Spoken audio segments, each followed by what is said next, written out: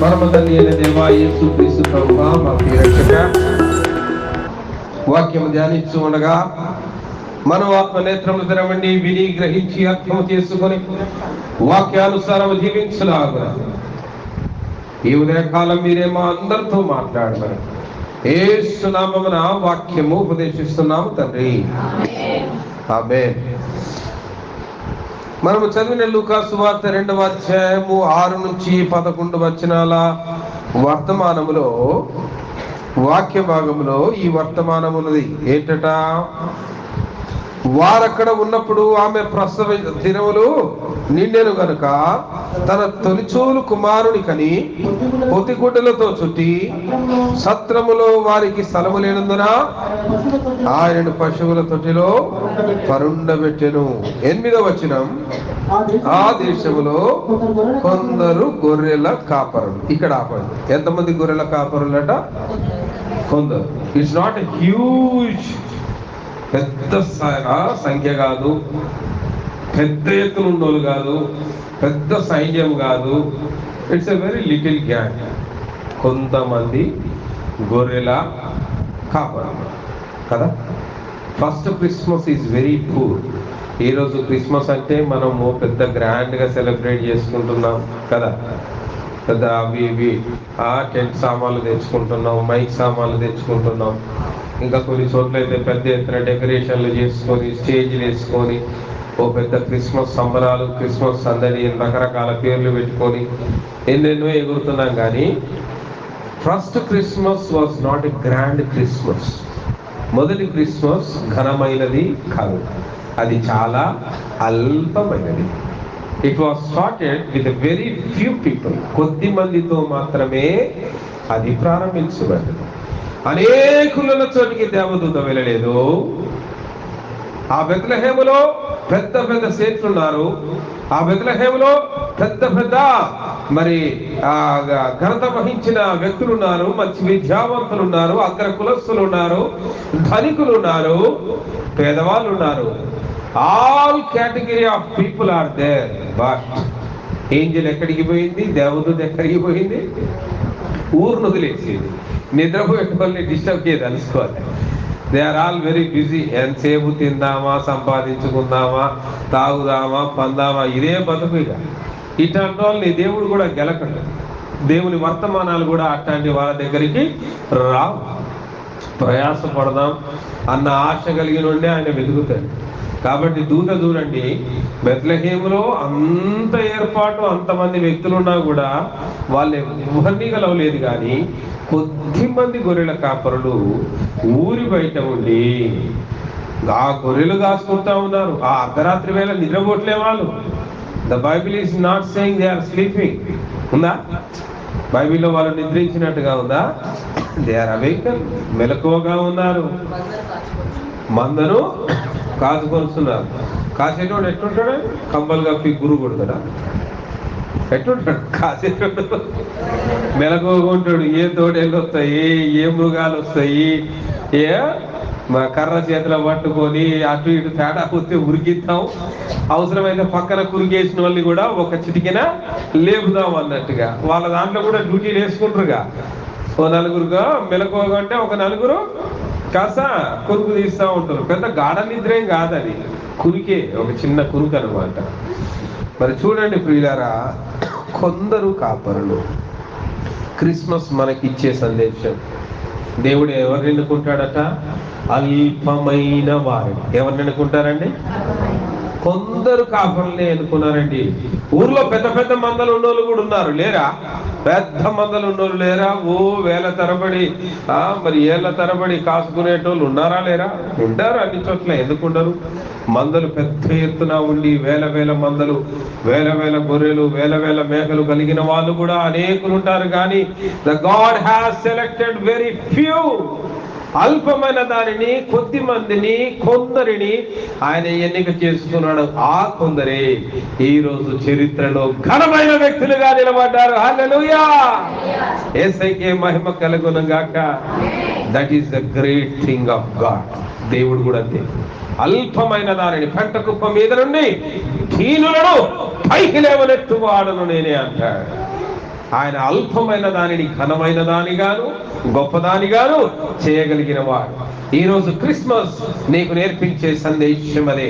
ఎప్పుడైతే నీవు దేవుని దృష్టికి అల్పమైన వాడవుగా ఉంటావో, కొద్దిగా ఉంటావో, చిన్నవాడిగా ఉంటావో, నిన్ను నీవు తగ్గించుకొని ఉంటావో, then God is going to make you great. అప్పుడు దేవుడు నిన్ను ఘనమైన వాడిగాను ఉన్నతమైన వాడిగాను మార్చబోతూ ఉన్నాడు. హల్లెలూయా. యేసుకే మహిమ కలుగును గాక. మత్తయి సువార్త 2వ అధ్యాయం 5వ వచనాన్ని మీరు గమనిస్తే, అందుకు వారు యూదయ బెత్లెహేములోనే, ఏలయనగా యూదయ దేశము బెత్లెహేమా, నీవు యూదా ప్రధానులలో ఎంత మాత్రమును అల్పమైన దానవు కావు. ఆమేన్. చూసారా, ఎందుకు బెత్లెహేమే? అక్కడ రాయబడి ఉంది ఏలయనగా. ఎక్స్టెన్షన్ ఇస్తూ ఉన్నాడు, ఎక్స్ప్లెయిన్ చేస్తూ ఉన్నాడు. మరి యూదయ దేశంలో గొప్ప గొప్ప నగరాలు ఉన్నాయి. స్వయాన దావీదు కట్టించిన మరి దావీదు నగరి అని ఆ యెరూషలేము, సొలొమోను కట్టించిన దేవాలయం, దావీదు సింహాసనాన్ని స్థాపించిన ఆ యెరూషలేము నగరంలోనే పుట్టొచ్చుగా. యూదయ రాజ్యంలో యూదుల రాజుగా పుట్టువాడు, యూదుల రాజైన హేరోదు గర్భమున, హేరోదు గృహంలోనే పుట్టవచ్చుగా. But God rejected everything.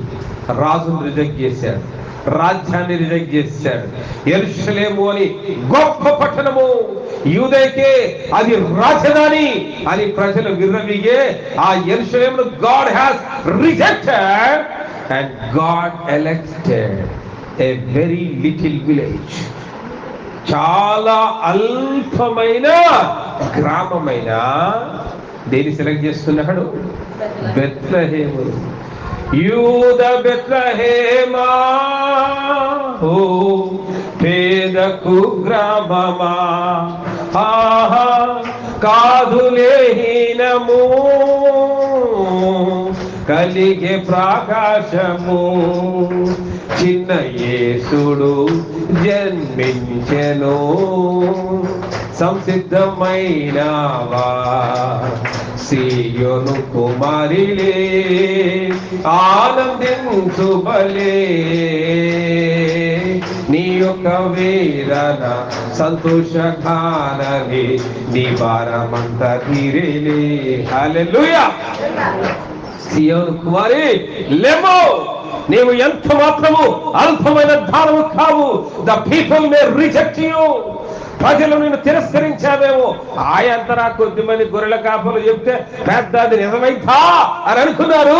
ఈ రోజు ప్రపంచవ్యాప్తంగా 70% మంది యేసుక్రీస్తు దేవుడని ఒప్పుకున్నారు. ఆమేన్. యేసుకే మహిమ కలుగును గాక. ఆనాటి కొందరే ఈనాటి అధికులుగా మారారు. ఆమేన్. ఆనాటి అల్పమైన బెత్లెహేమే ఈ రోజు ప్రపంచంలో ఒక ఘనమైన నగరముగా మారిపోయింది. ఆమేన్. During Christmas, you don't get a room in Bethlehem. ఈ క్రిస్మస్ కు ప్రపంచవ్యాప్తంగా అనేక మంది బెత్లెహేం టూరిజంకి వెళ్తారు. నథింగ్, ఓ చిన్న గది $10,000 పెట్టి అక్కడ వాళ్ళు దిగుతారు. అంత చిన్న గది కూడా అంత కిరాయి పలుకుతుంది. ఎందుకంటే ఆ క్రిస్మస్ రోజు యేసే పుట్టాడు, మేము కూడా దాన్ని చూడాలి. చాలా మంది ప్రపంచవ్యాప్తంగా ధనవంతులు, టూరిజం పోయే మరి ఎంతో మంది ఆసక్తి ఉన్న వాళ్ళు ప్రపంచవ్యాప్తంగా పరిగెత్తుతూ ఉంటారు. ఘనమైన క్రిస్మస్ అక్కడ జరుగుద్ది అని పరిగెత్తుతారు. ఎన్ని వేల డాలర్లైనా ఖర్చు చేయడానికి, ఎన్ని లక్షల రూపాయలైనా ఖర్చు చేయడానికి కేవలం క్రిస్మస్ అనే ఆ టూరిస్ట్ ప్రోగ్రామ్ సంవత్సరం అంతా ఆ బెత్లెహేమును పోషిస్తుందట. అంత డబ్బు. ఇప్పుడు బెత్లెహేం నిలవనోడు ఎవడన్నా ఉండండి. ఆ రోజు బెత్లెహేం అల్పమైంది, ఎవడికి తెలియదు కదా. ఇప్పుడు బెత్లెహేం నిలవనోడు జయ్యారం అంటే మాకు తెలుసు, జయారం అంటే మహిబాద్ జిల్లాలోకి తెలుసు, మరిపడోళ్ళకు తెలుసు. మా ఎక్కువ పోతే ఖమ్మం, వరంగల్ దాకా తెలుస్తుందేమో జయారం. ఈ రోజుల్లో గూగుల్ ఒకటి వచ్చింది కాబట్టి దాన్ని పట్టుకొని గూగుల్ వేర్ ఇస్ జయారం అంటే అది జయరాం చూపించింది. అంటే మన చుట్టుపక్కల ప్రాంతాలకు మనకి ఒక స్వల్పమైన గ్రామము, అలాంటి అల్పమైన దానిని దేవుడు ఎలా మార్చారట? ఎంతో ఉన్నతమైన పట్టణముగా ఈరోజు తీర్చిదిద్దాడు. ఈరోజు బెత్లెహేం అనేది నాట్ ఎన్ ఆర్డినరీ థింగ్. అది పెద్ద యెరూషలేము కంటే పెద్ద సిటీగా బెత్లెహేం మార్చబడింది. హల్లెలూయా. యేసయ్యకే మహిమ కలుగును గాక. లూకా సువార్త 2వ అధ్యాయము 7వ వచనములో ఒక మాట రాయబడి ఉంది. తన తొలిచూలు కుమారుని కని పొద్దుగుడ్డలతో చుట్టి సత్రములో వారికి స్థలము లేనందున ఆయన పశువుల తొట్టిలో పరుండబెట్టెను. ఆమె చిన్న పాక, ఒక పశువుల పాక. It's a very small. అవునండి, పశువుల పాక అంటే ఎట్లుంటుంది? పెద్ద ఊరంత పెద్దగా ఉంటుందా అండి పశువుల పాక? నీ ఇల్లు అంత పెద్దగా ఉంటుందా? ఎంత ఉంటుంది పశువుల పాక? ఇల్లు అంతా కట్టుకోగా 4 బర్రెలు కట్టేయడానికి ఇంత రెండు రేకులు షెడ్ వేసి ఆ మూలకు పడేస్తావు, ఇంత పందిరేసి. అవునా? అది పశువుల పాక. అంటే ఒక చిన్న పాకను ఆయన ఏర్పాటు చేసుకుని బైబిల్ చెప్తా ఉంది. ఆయన యూదుల రాజండి, పుట్టడానికి ఏడైనా పుట్టవచ్చు. యేసుక్రీస్తు ప్రభు యొక్క జన్మ ఖాయమైంది, కానీ వారి యొక్క తల్లిదండ్రులకి ఇంకా ఖాయం కాలేదు. దేవుడే డిసైడ్ చేశాడు వాళ్ళ తల్లిదండ్రులు. ఆ సమయమందు ఎవరు పరిశుద్ధముగా ఉన్నారో, ఎవరు నీతిమంతులుగా ఉన్నారని దేవుని కన్నులు నజరులను వెతికి పుట్టబోయే పరిశుద్ధునికి ఈయన తండ్రి అయితే బాగుంటుంది, ఈమె తల్లి అయితే బాగుంటుంది అని ఎన్నుకున్నాడు. మరి అలా ఎన్నుకున్నప్పుడు ఆయన యూదయలో ఎంతో మంది గొప్ప వాళ్ళు ఉన్నారు. బెత్లెహేంలో పుట్టాలంటే మరి బెత్లెహేంలో ధనికులు ఉన్నారు, గొప్ప గొప్పలు ఉన్నారు. వాళ్ళని ఎన్నుకోవచ్చుగా, రాయల్గా పుట్టవచ్చుగా, గొప్పగా పుట్టవచ్చుగా. ఆయన అల్పమైన దాన్ని, ఒక చిన్ని పాక, అల్పమైన దానా. ఈరోజు దేవుడు నిన్ను పిలుస్తూ ఉన్నాడు. ఎవడు నన్ను లెక్క చేయట్లేదండి, ఎవడు నన్ను పట్టించుకోవట్లేదండి. అసలు నేనంటే మా ఊరు ఒకళ్ళకి లెక్క లేదు, మా ఊళ్ళో ఒక పట్టింపు లేదు, నేనంటే పెద్ద ఎవరుగా ఇదే చేయరు అనుకుంటున్నావా? ఎవడు చూడకపోతే నీవు ధన్యుడవు, నీవు ధన్యురాలవు. ఎందుకంటే గాడ్ ఈస్ సీయింగ్ యు. ఆమేన్. దేవుని కన్నులు నిన్ను చూచు ఉన్నవి. హల్లెలూయా. మనుషులు చూస్తే ఇంకేం బతుకండి, ఇది అయిపోయా. మనుషులు చూసిన బతుకైతుంది. ఆ బతుకు ఎందుకండి మనకు? 4 రోజులు మనతో ఉన్నోడే రేపు మనకు విరోధిగా మారుతాడు, మనతో స్నేహము చేసిన వాడే మనకు శత్రువుగా మారుతాడు. అట్టి మారిపోయే మనుషులతో స్నేహము కంటే నిన్న నేడు నిరంతరము మారని దేవుడైనా ఆ యేసయ్య దృష్టిలో పడ్డం గొప్ప. ఆమె చిన్ని పాక దేవుని దృష్టిలో పడ్డది. ఆ చిన్ని పాకని ఏం ఆవరించినవి తెరవా? పరలోక సర్వ సమూహము దేవదూతలు వచ్చి ఆయనను పాడి స్తుతించిరి. హల్లెలూయా. ఏ ప్యాలెస్ లో ఉందండి ఆ గ్రేట్నెస్? అంత గొప్ప వర్షిప్, పరలోకం నుంచి దేవదూతలు దిగొచ్చిన అంత గొప్ప వర్షిప్, అంత గొప్ప ఆరాధన భూమి మీద ఉన్న ఎంతెంత పెద్ద చర్చిలో ఎక్కడ జరిగింది? నథింగ్ బట్ ఒక పాకలో జరిగింది. ఆ పాకకు గొల్లలు వచ్చారు, కానుకలు ఇచ్చారు. ఆ ఊరోళ్ళందరూ రిజెక్ట్ చేశారు ఆయన. మరి మనం యోసేపును ఊరంతా కూడా రిజెక్ట్ చేశాడు. ఏ ఒక్కడు కూడా వారి ఇళ్లలో చేర్చుకోలేదు. అది దావీదు యొక్క గ్రామము. మరి యోసేపు దావీదు వంశీకుడు. అందరూ యోసేపు యొక్క బంధువులే ఉన్నది. బాబాయిలు, పెద్దనాన్నలు, పెద్దమ్మలు, మేనమామలు, మేనత్తలు అందరు ఉన్నది. యోసేపుకు ఉన్నది. యోసేపు యొక్క హోమ్ టౌన్, కుగ్రామం అది. But no one accepted. నీ బంధువులను తృణీకరించామేమో. Be happy, the God is seeing you. Amen. నీ బంధువుల చేత తృణీకరించబడితేనే దేవుని చేత చూడబడతావు. హల్లెలూయా. నీ స్నేహితుల చేత తృణీకరించబడితేనే నీ దేవుని చేత కరుణించబడతావు. ఆమేన్. మనుషుల సహాయాన్ని కోరుకోబాకండి. It's useless. నిజంగా సహాయం చేసే దేవుని వైపు చూడండి, అది గొప్పది, అన్నిటికంటే ఉన్నతమైనది. చిన్న పాక. ఎక్కడెక్కడి నుంచి వచ్చారు జ్ఞానులు? దూర ప్రయాణాలు చేసి వివిధ దేశాల నుంచి గొప్ప గొప్ప ప్రసిద్ధులు వచ్చి గొప్ప గొప్ప కానుకలు సమర్పించి, అక్కడ ఉన్న వాళ్ళకి అర్థం కావట్లేదు బెత్లెహేం గ్రామస్తులకు, ఇదేందిరా నాయన, వీళ్ళు ఎక్కడ దొరికిను, మనకు వీళ్ళు ఎక్కడ తగులుకున్నారని వీళ్ళను నెట్టేస్తే వీళ్ళు పోయి ఆ పశువుల పాకలు అడ్డా చేసుకోవడం ఏంది? ఆ పశువుల పాకకు గొర్రెల కాపరులు వచ్చి దేవదూత కనిపించి ఇగో ఆయనే మనకు రక్షకుడు అని సువార్త మనకు ప్రకటించునేది. ఆ ఊరోళ్ళని ఇవ్వబోతా ఉన్నారు. ఇదేం వింత జరిగింది? మన ఊరు పెద్ద జాతర అయిపోయింది. చుట్టుపక్కల గ్రామాల నుంచి అనేకులు ఆ శిశువును చూడ వచ్చి జ్ఞానులు వచ్చారు, అనేకులు వచ్చారు, ఎంతో మంది వచ్చారు. కానీ ఊరి వాళ్ళకి మాత్రం మనసు ఇంకా మారలే. ఏంది నిజంగా ఇంత పెద్ద జాతర జరుగుతుంది ఇక్కడ? కఠిన హృదయాలు ఏమయ్యారు?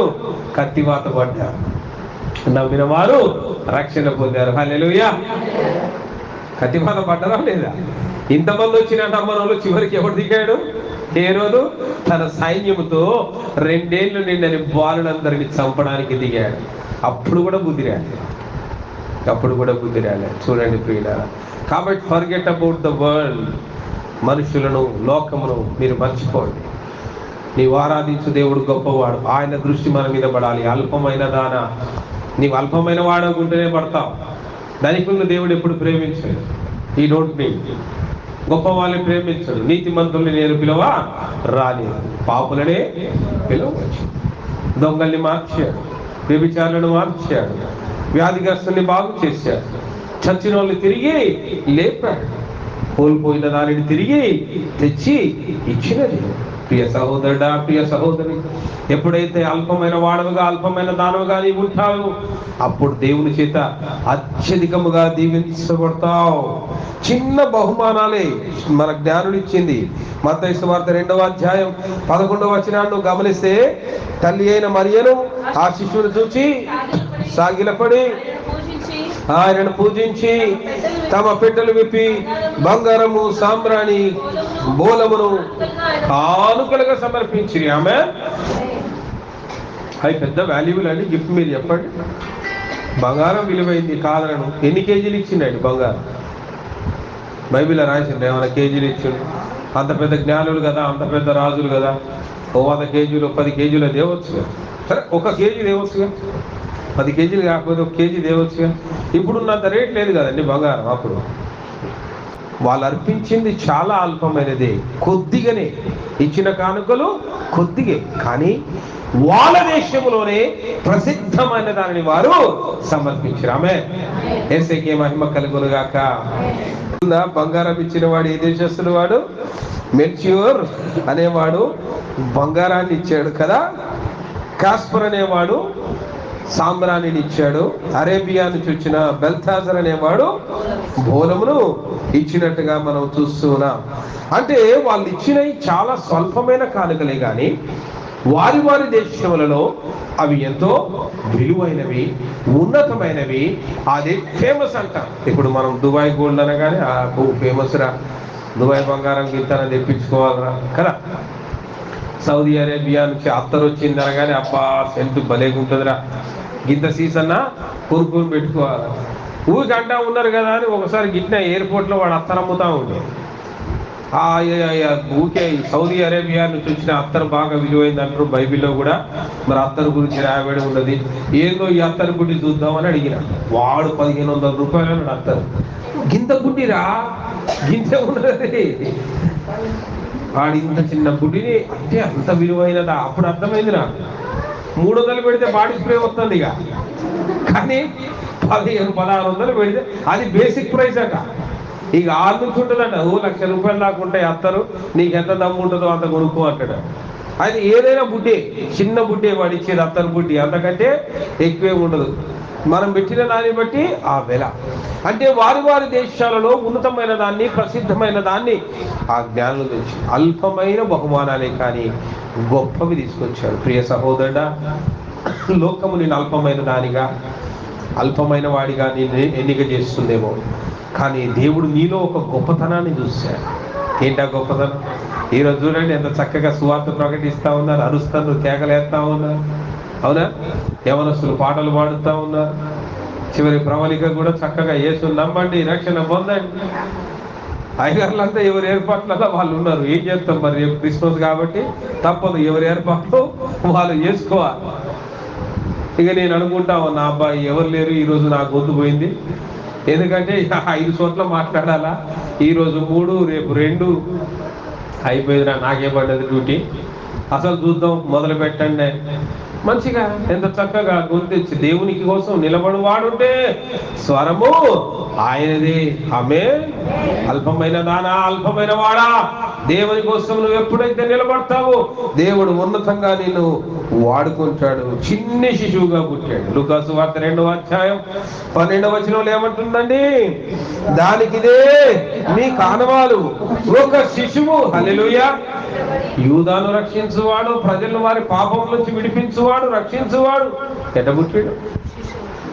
A small baby. ఎట్లా పుట్టాడు? ఒక చిన్ని శిశువుగా పశువుల పాకలో పుట్టే పడుతున్నారు కదా. చిన్ని బాలుగా జన్మించాడు. సైన్యములకు అధిపతి యెహోవాగా జన్మించలేదు, సృష్టికర్తగా ఉగ్ర రూపము దాల్చి ఆయన జన్మించలేదు. ప్రకటన గ్రంథంలో ఆయన గంభీరమైన రూపమును వివరించినట్టుగా ఆయన జన్మించలేదు. కానీ ఎలా జన్మించాడు? ఒక బాలుడిగా. బాలుడు అంటే అల్పమైనడండి. ఇట్లా లెక్కెత్తారా? భార్యాభర్తలు పెళ్ళేది, కాపురం చేసాను, దేవుడు దీవించాడు, గర్భఫలాన్ని ఇచ్చాడు. అరే మనకు గుర్తుండ్రా, ప్రతిసారి 2 గ్లాసులు వేస్తాం కానీ వీడికి 3వ గ్లాసు కూడా వేయాలని 3వ గ్లాసు వంట స్టార్ట్ చేస్తాం. అప్పుడే వాడికి తల్లిపాలు చాలు. వాడి ఇంట్లో ఎన్నిక లేని వాడే శిశువు కదండి. ఎన్నిక లేని వాడే. దేనికైనా పెద్ద నువ్వు అని కౌంట్ చెయ్యి.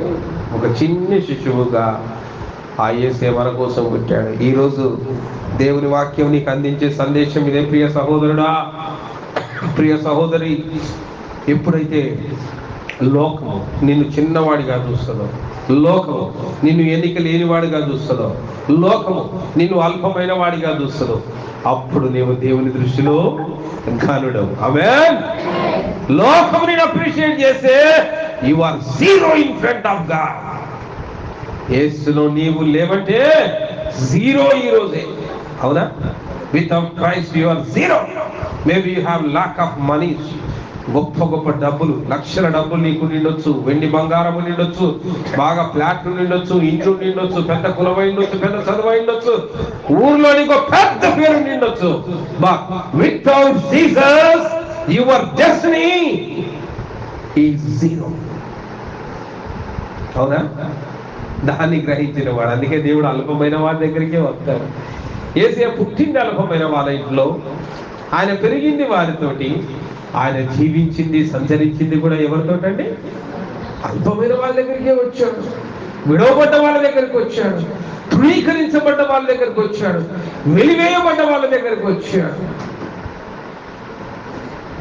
ఒక వ్యభిచారితో మాట్లాడడానికి ఎవరికైనా ఇష్టమైందండి? ఊరంతా రాళ్ళేసి చంపాలని చూస్తుంటే ఒక్కడి కన్నులు మాత్రమే ఆ స్త్రీని రక్షించాలని చూస్తుంది.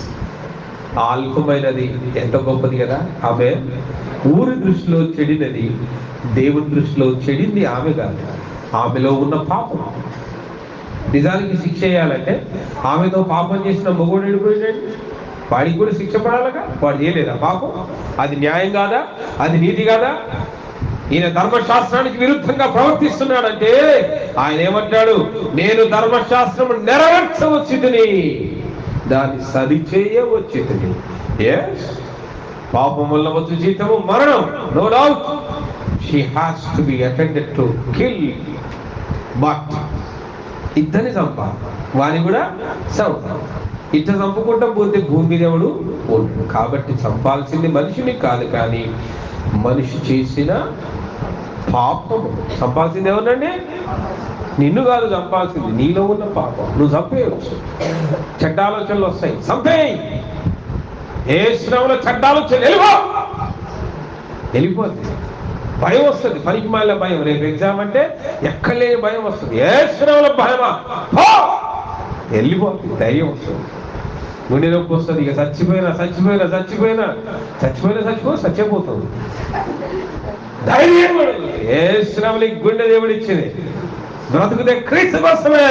దిగ్గులేసి కూర్చుంటాం అంబులెన్స్ నుంచి. వాడు ఆశ్చర్యపోతాడు. అర్ధదారిలో పోయి మళ్ళీ రిటర్న్ తెస్తాడు. వాడు ఇంకెందుకు రా నీకు హాస్పిటల్, ఆయన దిగిటికి పో. ఆమె ఎప్పుడైతే యేసుని కలిగి ఉంటావో అన్ని గొప్ప జరుగుద్దండి. యేసుని కలిగి ఉండగా వ్యర్థమని అన్ని మనసులో పెట్టుకొని లోకంలో ఏది ఫేమస్, ఎలా నేను ఫేమస్ కావాలి అని నశించిపోయి అంతరించిపోయే లోకంలో ఫేమస్ అవ్వడానికి ప్రయత్నం చేస్తున్నావు. కాబట్టి నీ జీవితంలో నువ్వు ఉన్నతమైన స్థితికి వెళ్ళలేకపోతున్నావు. ఎప్పుడైతే దేవుని కోసం నేను famous కావాలనుకుంటావో, then the God is ready to make you famous. Amen. అప్పుడు దేవుడు ఘనమైన వాడిగా. ఇప్పుడు మనం చదువుకున్న వాళ్ళందరూ ఒకనొక టైంలో ఎన్నిక లేని వాళ్ళు, అల్పమైన వాళ్ళు, దే ఆర్ నథింగ్, జీరో.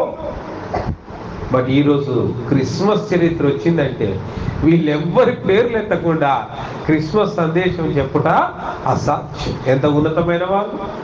ఎప్పుడో 2000 సంవత్సరాల క్రితం చనిపోయారు, కానీ ఇంకా వాళ్ళు మన మాటల యందు బ్రతికే ఉన్నారు. అవునా? జీవించుతున్నామన్న పేరు మాత్రమే ఉన్నది, కానీ నిజానికి మీరు మృతులే అంటాడు ఒక దగ్గర. పేరుకు మాత్రమే క్రైస్తవులుగా బ్రతికే వాళ్ళని పట్టుకొని ఆ మాట అన్నాడు. పేరుకు మాత్రమే ఎందుకు క్రైస్తవుడిగా బతుకుతావు? ఆ భక్తి నిన్ను పరలోకం చేర్చదు కదా. క్రీస్తు కోసం సాక్షిగా బతకాలి, క్రీస్తు కోసం మహిమకరముగా బతకాలి, క్రీస్తు కోసం ఎన్నికైన వాడిగా మనం బతకాలి. ప్రియ సహోదరుడా, ఎప్పుడు ఒకరిని తక్కువ చేసి చూడవద్దు. ఏముంది, మా అమ్మగారు ఎంత, మరి అమ్మ ఆడవేగా, పెద్ద ఈమెదేమున్నది, తక్కువ చేసి చూడకండి. The God is elected her. దేవుడు ఆమెను ఏర్పాటు చేసుకున్నాడు. మీ ఊర్లో ఇంకా వేరే చర్చిలున్నా, వేరే సంఘాలున్నా కూడా దేవుడు ఆమె నిలబెట్టుకున్నాడు. దేవుడు ఎన్నుకున్న తర్వాత బోడి నువ్వెవడండి మాట్లాడడానికి? నువ్వెవరు? అసలు నీ పరిస్థితి ఏంది? నీ స్థితిగతులు ఎంత? దేవునికి ఉల్టా మాట్లాడే అంత స్థితిగతులు నీకున్నవా? ఒక ఆడమగా ఆమె బ్రతుకుచు, ఒంటరిగా నివసించుచు, ఒక సంఘమును కట్టి, ఒక చర్చిని కట్టి, ఇంటింట మీ ఇంట వచ్చి ప్రార్థనలు పెట్టి మిమ్మల్ని బలపరుస్తూ మీలో ఒకరిగా ఆమె జీవించుచు, ఆమె మీకోసం తన జీవితాన్ని సమర్పించుకొని మీ గ్రామంలో ఉంటుంది. తోడుగా నిలబడాలి. ప్రతి విషయంలో మనం తోడుగా ఉండాలి, సహకరించాలి. పద అమ్మ ఇది చేద్దాం, పడు మరి అమ్మ అది చేద్దాం, పడు మరి అమ్మ పండగ వచ్చింది, ఖర్చు అవుతుంది, ఎంత ఖర్చు అవుతుంది, పటు అలా ఒక చేద్దాం, ఒక్కదాని నువ్వేం చేస్తావు, పటు అందరం కలిసి చేసుకుందాం. కలిసి పని చేసుకోవాలి, కలిసి సహకరించాలి, కలిసి ప్రయాణం చేయాలి, కలిసి పక్కూర్లకు రావాలి. పదా ఊరికి పోదాంపా, ఆటో మాట్లాడుకున్నాం, సువార్త అవుతుంది. 8వ తారీఖు నుండి సువార్తలు తగులుకొని 23 గ్రామాల్లో ఎక్కడ పడితే అక్కడ సువార్తలు అవుతా ఉంటే ఎన్ని గ్రామాలు పోయినాం మనం? పక్కనున్న ఈ గ్రామం పోదాం, అక్కడ ఉన్న ఆ గ్రామం పోదాం. ఏముంది, ఆటో మాట్లాడుకుంటే పోతాం, ఆటోలో మళ్ళా తిరిగి ఇంటికి వస్తాం. సహకరించాలి, ఎవరిని తృణీకరించి చూడొద్దు. ఎవరిని ఎక్కిరిద్దాం అనుకుంటున్నావు? సజీవుడైనా దేవుడు మనకు సాక్షిగా ఉన్నాడు. ఆమేన్. మనలో అందరం ప్రయాసపడేది ఎవరి కోసం అండి? క్రీస్తు యొక్క రక్షణ సువార్తను ప్రకటించుడికి. ఆమేన్. ఎక్కడెక్కడి నుంచో ఖర్చు పెట్టుకొని పొద్దు నుంచి నాతో పాటు తిరుగుతున్నారు. తిరగట్లేదా? పొద్దుగాల 8 గంటలకు బయలుదేరితే కానీ మన ప్రయాణాలు సాగలేవు. మేము ఖమ్మం నుంచి బయలుదేరాం, వీళ్ళు మైబాద్ నుంచి బయలుదేరారు, వాళ్ళు సూర్యాపేట నుంచి బయలుదేరారు. మన వివిధ గ్రామాల్లో నుంచి ఎంత ప్రయాసం ఎందుకు వస్తున్నారు? ఒక్కరోజు కాదుగా, ఇది ఒక్కరోజుతో అయిపోయిందా? ఎన్ని రోజులు? దరిదాపు ప్రతి వారం 2 రోజులు. ఉదయం 8 గంటలకు బయలుదేరితే రాత్రి ఇంటికి పోయేలోగా 12 అయ్యేంతలో ప్రయాసం. కంటిన్యూస్గా నడవడం, కంటిన్యూస్గా మాట్లాడడం, కంటిన్యూస్గా సువార్త ప్రకటించడం. నాతో పాటు సరి సమానంగా మీలో ప్రతి ఒక్కరు కూడా ముందుకు సాగుతున్నారు. ఎవరి కోసం? ఏ ఘనత కోసం? దేనికోసం? కేవలము యేసు క్రీస్తు ప్రభు యొక్క ఆజ్ఞను నెరవేర్చడం కోసం. సర్వలోకములకు వెళ్ళి సర్వ సృష్టికి సువార్తను ప్రకటించు. That is our responsibility. ఒకడు పెట్టి పిలిచేదేం లేదు, రా రా రా నేను పిలిచేదేం లేదు, నువ్వు బతిమలాడేదేం లేదు. బోడి నువ్వు రాకపోతే నీ ప్లేస్ లో ఇంకొకరి దేవుడు నిలబెడతాడు. హల్లెలూయా. యేసయ్యకే మహిమ కలుగును గాక. ఆయన పనాగదండి, ఆయన పనాగను. ఆయన అల్పులను, అయోగ్యులను, ఎన్నిక లేని వారిని ఆయన ఎన్నుకొని బలమైన జనముగా స్థాపించే దేవుడు ఆ యేసయ్య. యేసయ్యకే మహిమ కలుగును గాక. లూకా సువార్త 12వ అధ్యాయం 32వ వచనం ఈ రీతిగా చెప్తూ ఉంది. చిన్ని మందా భయపడకుడి, మీకు రాజ్యము అనుగ్రహించుటకు మీ తండ్రికి ఇష్టమై ఉన్నది. హల్లెలూయా. ఈ క్రిస్మస్ దినాన్ని దేవుడు ఏం మాట్లాడుతున్నాడు నీతో? చిన్ని మందా భయపడకు. అల్పమైన వాడవా, అల్పమైన దానవా, ఎన్నిక లేని వాడవా, ప్రియ సహోదరుడా, ప్రియ సహోదరి, డు నాట్ ఫియర్. భయపడకు. ఎందుకు? పరమ తండ్రి అయిన దేవుడే ఆయన రాజ్యమును నీకు అనుగ్రహించుటకు ఆయనకే ఇష్టమైనది. హల్లెలూయా. ఆయన రాజ్యంలో నిన్ను చేర్చుకోవడానికి ఆయన ఇష్టపడ్డ తర్వాత లోకస్తులు ఎవడండి అడ్డు వేయగలడు, ఎవడండి ఆపగలడు? అట్టి గొప్ప దేవుని నీవు నమ్ముకున్నావు, అందుకే నీవు ధన్యుడవు. హల్లెలూయా. యేసుకే మహిమ కలుగును గాక. నీవు ధన్యురాలవు. ఆమేన్. అట్టి కృపా తండ్రి అయిన దేవుడు ప్రభు అయిన యేసయ్య మనందరికీ అనుగ్రహించినట్లుగా ప్రార్థన చేసుకుందాం. రండి.